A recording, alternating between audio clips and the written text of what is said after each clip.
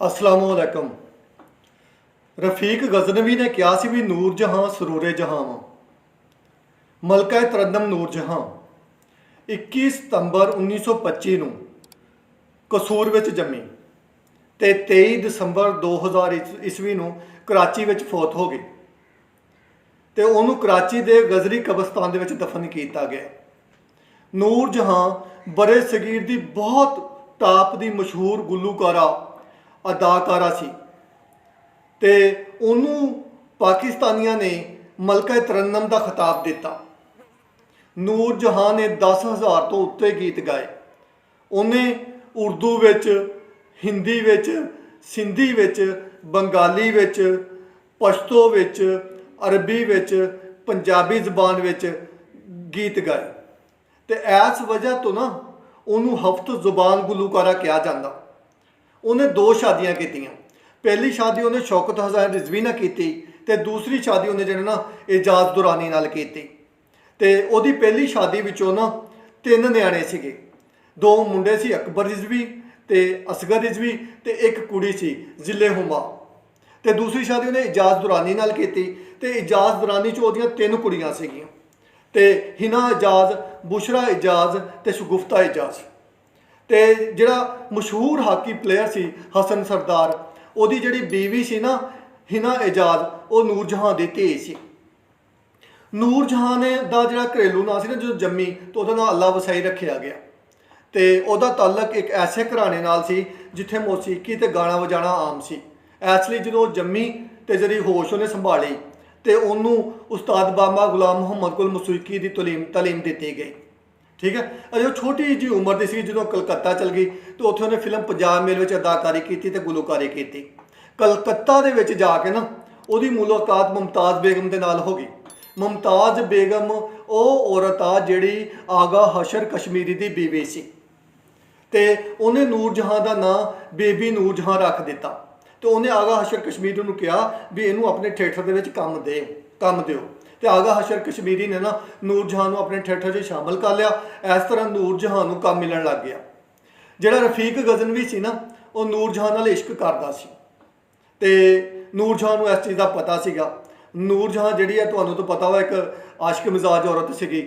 ਇਹਨੇ ਮੁਆਸ਼ਕੇ ਕੀਤੇ, ਬੜੇ ਇਸ਼ਕ ਲੜਾਏ ਤੇ ਅਜੇ ਰਫੀਕ ਗਜ਼ਨਵੀ ਉਹਦੇ ਨਾਲ ਇਸ਼ਕ ਕਰ ਹੀ ਰਿਹਾ ਸੀ ਵੀ ਸ਼ੌਕਤ ਹਸਨ ਰਿਜ਼ਵੀ ਜਿਹੜਾ ਨਾ ਉਹ ਨੂਰ ਜਹਾਂ ਨੂੰ ਲੈ ਕੇ ਉੱਡ ਗਿਆ। ਉਹਨੇ ਨੂਰ ਜਹਾਂ ਨਾਲ ਸ਼ਾਦੀ ਕਰ ਲਈ ਤੇ ਪਹਿਲੀ ਜਿਹੜੀ ਕਾਮਯਾਬ ਫਿਲਮ ਨੂਰ ਜਹਾਂ ਦੀ ਹੋਈ ਨਾ ਉਹ ਖਾਨਦਾਨ ਸੀ। ਸ਼ੌਕਤ ਹਸਨ ਰਿਜ਼ਵੀ ਜਿਹੜਾ ਨਾ ਉਹਦੇ ਨਾਲ ਮੁਲਾਕਾਤ, ਉਹ ਸ਼ੌਕਤ ਹਸਨ ਰਿਜ਼ਵੀ ਅਦਾਕਾਰ ਵੀ ਸੀ, ਹਦਾਇਤਕਾਰ ਵੀ ਸੀਗਾ ਤੇ ਉਹਨੇ ਨੂਰ ਜਹਾਂ ਨੂੰ ਯਾਨੀ ਕਿ ਬੜਾ ਅੱਗੇ ਲੈ ਕੇ ਗਿਆ, ਆਪਣੀਆਂ ਫਿਲਮਾਂ 'ਚ ਕੰਮ ਦਿੱਤਾ, ਉਹਦੀ ਹਰ ਤਰ੍ਹਾਂ ਨਾਲ ਸਪੋਰਟ ਕੀਤੀ।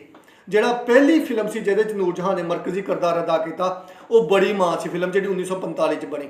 ਤਾਂ ਉਸ ਫਿਲਮ ਦੇ ਵਿੱਚ ਸਭ ਤੋਂ ਅਜੀਬ ਗੱਲ ਆਹ ਵਾ ਵੀ ਲਤਾ ਮੰਗੇਸ਼ਕਰ ਨੇ ਤੇ ਆਸ਼ਾ ਭੋਂਸਲੇ ਨੇ ਉਹਦੇ ਵਿੱਚ ਬਚਪਨੇ ਦੇ ਕਿਰਦਾਰ ਅਦਾ ਕੀਤੇ ਸੀਗੇ। ਤੇ ਮੁਤਹਦਾ ਹਿੰਦੁਸਤਾਨ, ਪਾਕਿਸਤਾਨ ਤੇ ਹਿੰਦੁਸਤਾਨ, ਇਹਦੇ ਵਿੱਚ ਜਿਹੜੀ ਇੱਕ ਆਖਰੀ ਫਿਲਮ ਸੀ ਨੂਰ ਜਹਾਂ ਦੀ ਉਹ ਮਿਰਜ਼ਾ ਸਾਹਿਬਾ ਸੀ। ਉਸ ਤੋਂ ਬਾਅਦ ਪਾਕਿਸਤਾਨ ਹਿੰਦੁਸਤਾਨ ਬਿਲਕੁਲ ਅਲੱਗਾ ਹੋ ਗਏ। ਅੱਛਾ, ਤੇ ਨੂਰ ਜਹਾਂ ਨੇ 1932 ਤੋਂ ਲੈ ਕੇ 1947 ਤੱਕ 69 ਫਿਲਮਾਂ 'ਚ ਕੰਮ ਕੀਤਾ ਤੇ 127 ਗਾਣੇ ਗਾਏ। ਉਹ ਪਾਕਿਸਤਾਨ ਹਿੰਦੁਸਤਾਨ ਦੀ ਬਹੁਤ ਵੱਡੀ ਗੁਲੂਕਾਰਾ ਸੀ।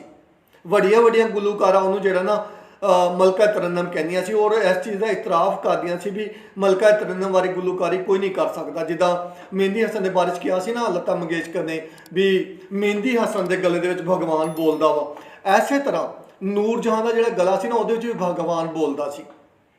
ਇਹਨਾਂ ਸਾਰਾ ਚੀਜ਼ਾਂ ਤੋਂ ਹਟ ਕੇ ਕਿ ਬਹੁਤ ਅਜ਼ੀਮ ਗੁਲੂਕਾਰਾ ਸੀ, ਉਹ ਇੱਕ ਅਯਾਸ਼ ਔਰਤ ਸੀਗੀ।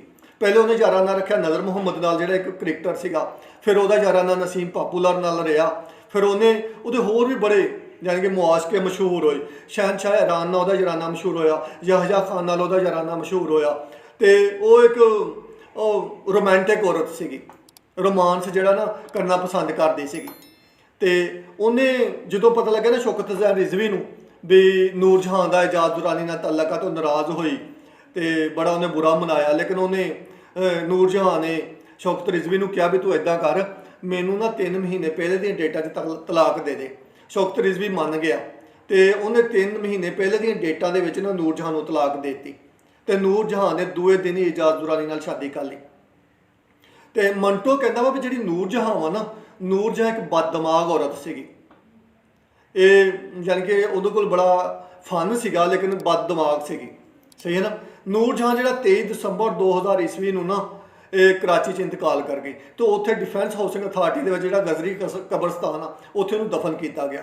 ਉਹਨੇ ਪਾਕਿਸਤਾਨੀ ਫਿਲਮੀ ਸਨਅਤ ਦੇ ਤਕਰੀਬਨ ਨਾ ਅੱਧੇ ਗਾਣੇ ਨੂਰ ਜਹਾਂ ਨੇ ਗਾਏ ਆ, ਅੱਧੇ ਤੋਂ ਵੀ ਜ਼ਿਆਦਾ। ਤੇ ਉਹਨੇ ਮੁਖਤਲਿਫ ਜਿਹੜੇ ਗੁਲੂਕਾਰ ਉਹਨਾਂ ਨਾਲ 2 ਗਾਣੇ ਵੀ ਗਾਏ। ਉਹਨਾਂ 'ਚ ਉਹਦੇ ਮਹਿੰਦੀ ਹਸਨ ਨਾਲ 2 ਗਾਣੇ ਗਾਏ, ਪਰਵੇਜ਼ ਮਹਿੰਦੀ ਨਾਲ ਗਾਏ, ਅਹਿਮਦ ਰੁਸ਼ਦੀ ਨਾਲ ਗਾਏ, ਮਸੂਦ ਰਾਣੇ ਦੇ ਨਾਲ ਉਹਨੇ 2 ਗਾਣੇ ਗਾਏ, ਅਨਾਇਤ ਹਸਨ ਭੱਟੀ ਦੇ ਨਾਲ ਉਹਨੇ 2 ਗਾਣੇ ਗਾਏ, ਨਦੀਮ ਨਾਲ, ਬਸ਼ੀਰ ਅਹਿਮਦ ਨਾਲ, ਏ ਨਈਰ ਨਾਲ ਉਹਨੇ 2 ਗਾਣੇ ਗਾਏ।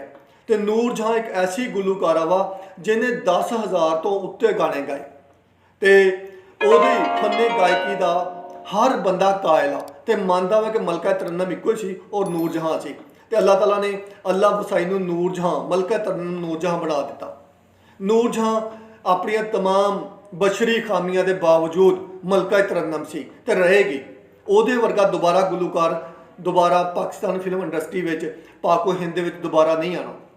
ਤੇ ਅਸੀਂ ਉਹਦੇ ਫਨ ਨੂੰ ਖਰਾਜੇ ਤਹਿਸੀਨ ਪੇਸ਼ ਕਰਦੇ ਹਾਂ ਤੇ ਉਹਦੀਆਂ ਜਿਹੜੀਆਂ ਕਮੀਆਂ ਕੁਤਾਹੀਆਂ ਵਾ ਉਹਦੇ ਬਾਰੇ ਅੱਲਾਹ ਦੇ ਅੱਗੇ ਦੁਆ ਗੋ ਹਾਂ ਕਿ ਅੱਲਾਹ ਤਾਲਾ ਉਹਦੀ ਬਖਸ਼ਿਸ਼ ਫਰਮਾਏ।